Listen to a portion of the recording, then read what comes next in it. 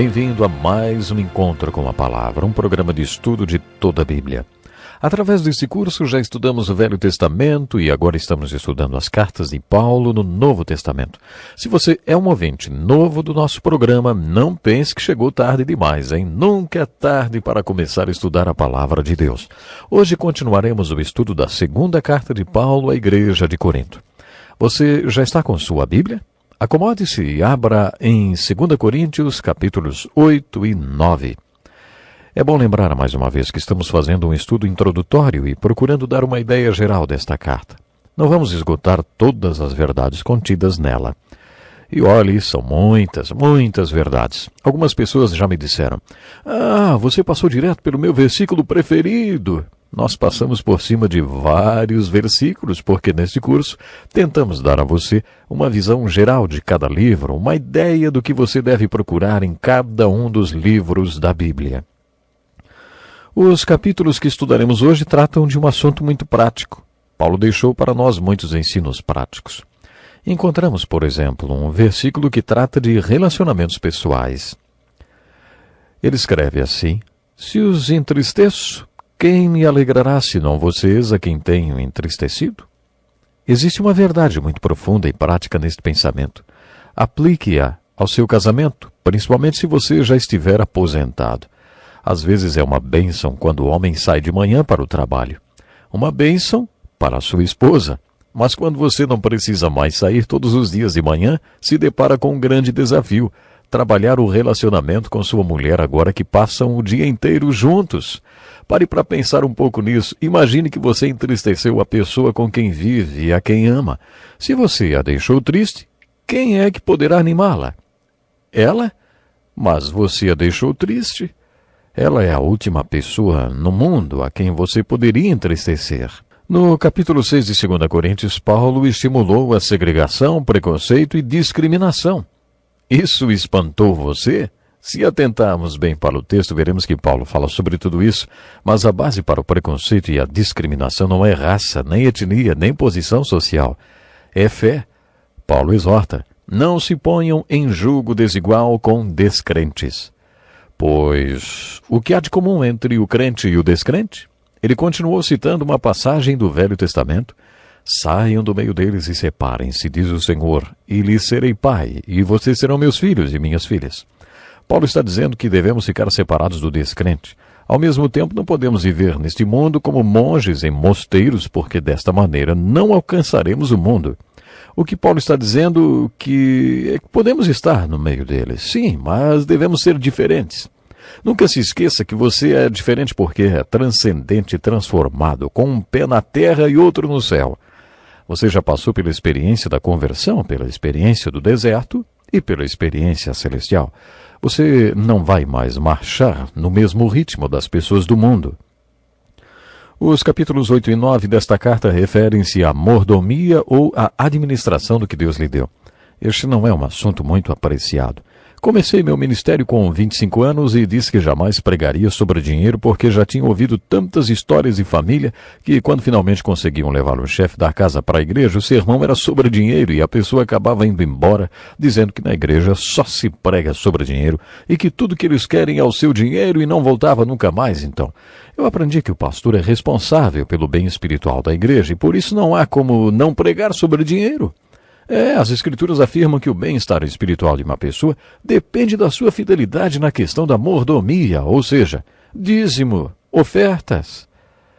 Em Lucas 16, na parábola do administrador astuto, o Senhor ensinou que se você não for fiel na administração dos bens do homem injusto, Deus não o abençoará com as riquezas verdadeiras. Ele reterá suas bênçãos espirituais. Se Deus tem retido as bênçãos espirituais na sua igreja, é porque ela tem sido infiel nessa área. Por isso, como pastor, devo pregar sobre a mordomia. Nunca quis saber com quanto cada membro da igreja contribuía. Mas uma vez o tesoureiro da igreja me chamou e quis que eu desse uma olhada em seus relatórios para ver por que certas pessoas estavam sempre no meu escritório buscando aconselhamento. O tesoureiro argumentou: a razão por que a vida deles é uma bagunça é porque não contribuem com 1 centavo para o Senhor. Acho que o Senhor os ajudaria a resolver grande parte de seus problemas se pregasse sobre mordomia, hein? Se falasse sobre dízimo e ofertas. Nem é preciso dizer que a partir daquele dia eu já preguei muitas vezes sobre mordomia, sobre dízimos e ofertas. Os capítulos 8 e 9 de 2 Coríntios são uma passagem maravilhosa sobre esse assunto. Paulo estava fazendo uma coleta para os judeus cristãos que estavam sofrendo em Jerusalém e na Judéia por causa da perseguição aos santos. O ministério de Paulo era voltado principalmente para os gentios. Os crentes de Corinto, Éfeso e Colossos eram gentios. Ele foi um importante missionário para o mundo não judeu, mas por onde ia, espalhava o seu amor pelos judeus cristãos que estavam sofrendo em Jerusalém. Paulo queria incluir os coríntios naquela oferta. Por isso, os capítulos 8 e 9 desta carta, escrita em Filipos, são instruções referentes à coleta. Antes de entrarmos no resumo destes capítulos, gostaria de ler parte do texto bíblico para vocês. É uma passagem muito importante que mostra o dom que Paulo tinha para lidar com as pessoas. Ele era muito diplomático e usou sua diplomacia com os coríntios para convencê-los a participar daquela coleta em favor dos judeus cristãos que eram perseguidos em Jerusalém. Você está lembrado que depois que Paulo deixou Éfeso por causa de um tumulto, ele foi para Filipos.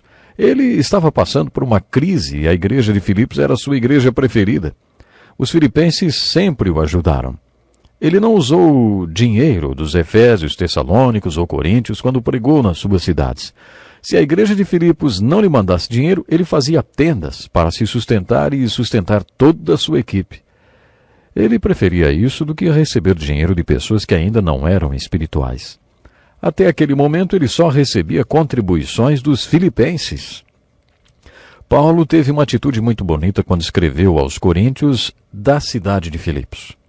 Ele procurou passar para os coríntios o padrão da igreja de Filipos, ou o padrão dos irmãos da Macedônia, como ele se referia. Em outras palavras, ele disse aos coríntios: quero que saibam como eles fazem aqui em Filipos, e que aprendam sobre o ministério de contribuir. Quero que saibam qual é a atitude deles e quais são suas motivações neste ministério. Ouça as palavras de Paulo aos coríntios. Agora, irmãos, queremos que vocês tomem conhecimento da graça de Deus. A graça de Deus que ele concedeu às igrejas da Macedônia. No meio da mais severa tribulação, a grande alegria e a extrema pobreza deles transbordaram em rica generosidade, pois dou testemunho de que eles deram tudo quanto podiam, e até além do que podiam. Por iniciativa própria, eles nos suplicaram insistentemente o privilégio de participar da assistência aos santos. E não somente fizeram o que esperávamos, mas entregaram-se primeiramente a si mesmos ao Senhor, e depois a nós pela vontade de Deus. Assim recomendamos a Tito que, assim como ele já havia começado, também completasse esse ato de graça da parte de vocês. Todavia, assim como vocês se destacam em tudo, na fé, na palavra, no conhecimento, na dedicação completa e no amor que vocês têm por nós, destaquem-se também neste privilégio de contribuir. Não lhes estou dando uma ordem, mas quero verificar a sinceridade do amor de vocês, comparando-o com a dedicação dos outros. Deste texto, destacamos um versículo muito bonito. Diz assim: pois vocês conhecem a graça de nosso Senhor Jesus Cristo, que, sendo rico, se fez pobre por amor de vocês, para que por meio da sua pobreza vocês se tornassem ricos. Paulo continua aconselhando aos coríntios. Convém que vocês contribuam, já que desde o ano passado vocês foram os primeiros, não somente a contribuir, mas também a propor esse plano. Agora completem a obra para que a forte disposição de realizá-la seja igualada pelo zelo em concluí-la, de acordo com os bens que vocês possuem. Porque se há prontidão, a contribuição é aceitável de acordo com aquilo que alguém tem e não de acordo com o que não tem. Nosso desejo não é que outros sejam aliviados enquanto vocês são sobrecarregados, mas que haja igualdade. No presente momento, a fartura de vocês suprirá a necessidade deles, para que por sua vez a fartura deles supra a necessidade de vocês. Então haverá igualdade, como está escrito: quem tinha recolhido muito não teve demais, e não faltou a quem tinha recolhido pouco. Agradeço a Deus por ter ele posto no coração de Tito o mesmo cuidado que tem por vocês, pois Tito não apenas aceitou o nosso pedido, mas está indo até vocês com muito entusiasmo e por iniciativa própria. Com ele estamos enviando o irmão que é recomendado por todas as igrejas por seu serviço no Evangelho. Não só por isso, mas ele também foi escolhido pelas igrejas para nos acompanhar quando formos ministrar esta doação, o que fazemos para honrar o próprio Senhor e mostrar a nossa disposição. Queremos evitar que alguém nos critique quanto ao nosso modo de administrar essa generosa oferta, pois estamos tendo cuidado de fazer o que é correto, não apenas aos olhos do Senhor, mas também aos olhos dos homens. Além disso, estamos enviando com eles o nosso irmão que muitas vezes e de muitas maneiras já nos provou que é muito dedicado e agora ainda mais por causa da grande confiança que ele tem em vocês.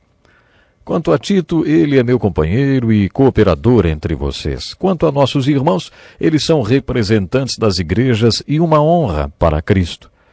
Portanto, diante das demais igrejas, demonstrem a esses irmãos a prova do amor que vocês têm e a razão do orgulho que temos de vocês.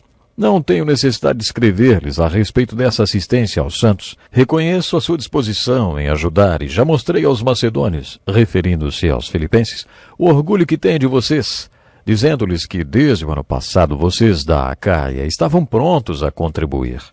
Paulo realmente sabia como conseguir uma oferta, hein? Bom, ele continua. Vocês de Acaia que estavam prontos para contribuir e a dedicação de vocês motivou a muitos.